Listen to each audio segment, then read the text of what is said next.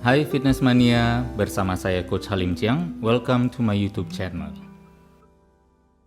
Halo Fitness Mania, kembali lagi bersama saya Coach Halim Chiang. Dalam episode kali ini kita akan membahas tentang parameter tubuh yang ideal. Biasanya orang mengatakan dengan BMI atau Body Mass Index, dalam bahasa Indonesianya indeks massa tubuh. Tapi apakah benar demikian? Padahal menurut saya sebenarnya ada lagi satu parameter yang lebih akurat daripada BMI. Yuk kita simak bersama. BMI itu adalah indeks massa tubuh, ya, bahasa Indonesianya. Bahasa Inggrisnya adalah Body Mass Index. Rumusannya adalah sebagai berikut. Berat badan dalam kilogram dibagi tinggi badan pangkat 2 dalam meter, ya. Dan hasilnya akan menentukan sebenarnya kita ideal atau tidak. Selama ini patokan ini sering dipakai oleh dunia medis untuk menentukan seseorang apakah kelebihan berat badan, kurang berat badan, atau ideal. Patokannya adalah kira-kira seperti ini, ya. Biasanya dikatakan bahkan mungkin 18 skornya. Hasil dari rumus ini, ya, berat badan dibagi tinggi badan kuadrat, hasilnya antara 18 sampai 24 dianggap sebagai ideal. Di bawah 18 berarti dianggap underweight atau kekurangan berat badan. Di atas 24 sudah mulai dianggap overweight, ya. Di atas 26 atau 27 bahkan sudah dianggap obesitas gitu. Tetapi ada keterbatasan di sini. Kita bahas dulu deh BMI-nya. Padahal cukup sederhana, ya. Misalnya contoh, apabila Fitness Mania ada yang tingginya 1,6 meter, ya, berarti rentang idealnya adalah antara 48,6 kg sampai ke 61,4. Saya beri color coding di sini, ada yang pink dan hijau. Yang pink ini mungkin lebih dekat ke wanita, sementara yang hijau mungkin lebih dekat ke pria. Tetapi pada dasarnya pria wanita masih sama, lebih kurang patokannya di antara 19 sampai 24. Kalau kita melihat begini, mungkin jadi pertanyaan juga, kok bisa sih ini tidak dianggap ideal? Nah, ini saya akan coba bahas solusinya. Ada yang lebih akurat dari yang BMI ini, yaitu yang namanya body fat, kadar lemak yang lebih akurat. Mengukur kadar lemak akan membantu kita untuk mendapatkan indikasi kesehatan yang lebih baik. Karena apa? Kadar lemak, kita sudah menemukan siapapun yang memiliki kadar lemak lebih rendah di tubuhnya akan memiliki level kesehatan dan kebugaran yang lebih baik. Sementara yang kadar lemaknya lebih tinggi, biasanya justru akan dekat dengan banyak penyakit-penyakit degeneratif yang menjadi komorbiditas dari salah satu penyakit menular yang populer saat ini, gitu. Jadi sangat jelas bahwa achievement-nya yang perlu kita cari adalah menurunkan kadar lemak di dalam tubuh. Nah, berapa lemak yang ideal?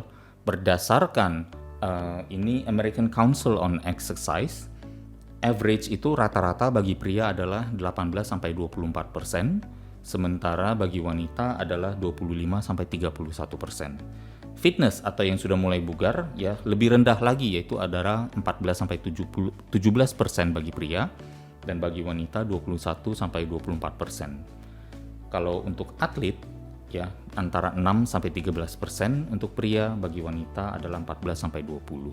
Jadi if you have a goal untuk menurunkan berat badan, dalam hal ini adalah kadar lemak, lebih baik fokus bukan di BMI tapi fokus ada di kadar lemak tubuh. Kita di berat berapapun, apabila terutama, ya, misalnya di sini kita ambil contoh, apabila memiliki body mass index, seorang wanita memiliki body mass index di 20, ya. Di 20 tingginya 160 cm, dia memiliki body mass index 51,2 kg. Ya, tetapi dengan kadar lemak misalnya di fitness 24%, alangkah kerennya, alangkah bagusnya fisiknya bisa seperti itu. Tetapi banyak nggak wanita misalnya di Indonesia dengan kondisi seperti ini, 1,6 meter dengan berat 51,2, tapi kadar lemaknya malah dikatakan 30-31%, bahkan 35%. Nah, ini yang justru lebih banyak di Indonesia. Makanya saya mengatakan kadar lemak menjadi patokan yang lebih efektif atau lebih akurat. Nah, kendala dengan BMI atau indeks massa tubuh ini adalah apa? Ya ini justru. Dua orang dengan tinggi dan berat badan yang sama, ya, padahal memiliki kadar lemak yang berbeda, akan dianggap memiliki level kesehatan dan level fisik yang sama gitu.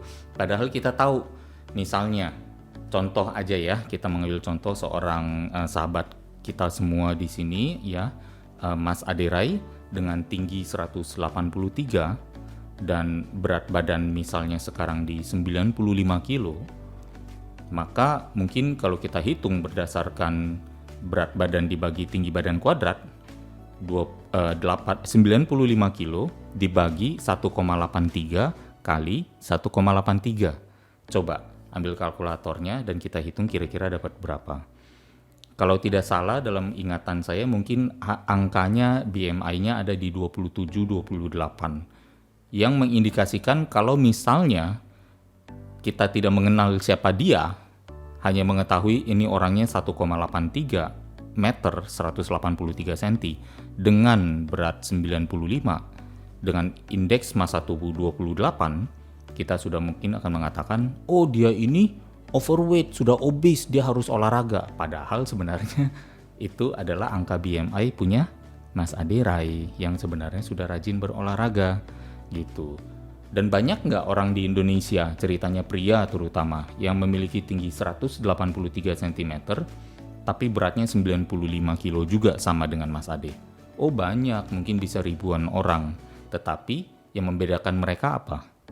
Komposisi lemaknya Mas Ade lah, Mas Ade Railah yang memiliki komposisi lemak yang lebih rendah di tubuhnya. Dan otomatis harapannya juga adalah orang yang dengan kadar lemak lebih rendah, kondisi kesehatan dan kebugaran tubuhnya juga lebih tinggi. Gitu kira-kira, dan tentunya disertai dengan penampilan fisik yang lebih baik juga. Ya, jadi kira-kira demikianlah penjelasan tentang perbedaan antara body mass index atau indeks massa tubuh dengan komposisi kadar lemak. Dan apabila teman-teman fitness mania ingin menggabungkan keduanya dari dua tabel tersebut juga boleh gitu ya. Jadi tidak ada salahnya untuk menggabungkan keduanya. Yang penting menyertakan parameter yang lebih akurat dalam hal ini adalah kadar lemak. Ya, bagaimana mengukurnya? Sederhana sekali. Ya, sekarang ada timbangan yang sudah dihubungkan dengan aplikasi dan bahkan ke smartwatch juga. Ya, timbangan smartwatch dan aplikasi di HP sudah saling terkoneksi dan harganya sudah sangat terjangkau dengan tingkat akurasi yang cukup baik.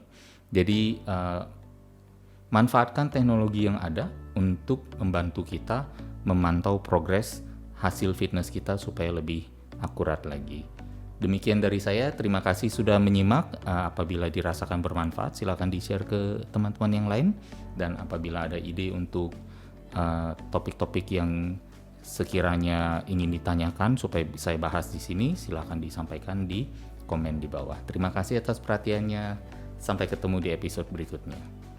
Ya, teman-teman, terima kasih sudah menyaksikan video saya di Coach Halim Chiang. Apabila menyukai videonya, jangan lupa like, atau jangan lupa juga subscribe, bahkan mungkin share ke teman-teman lainnya, semoga bermanfaat adanya. Dan jika ada komentar atau mungkin usulan topik-topik yang ingin saya bahas, silakan ditulis di komentar, nanti akan saya coba pertimbangkan untuk saya masukkan ke dalam video-video selanjutnya. Terima kasih atas perhatiannya. Stay tune dan stay healthy.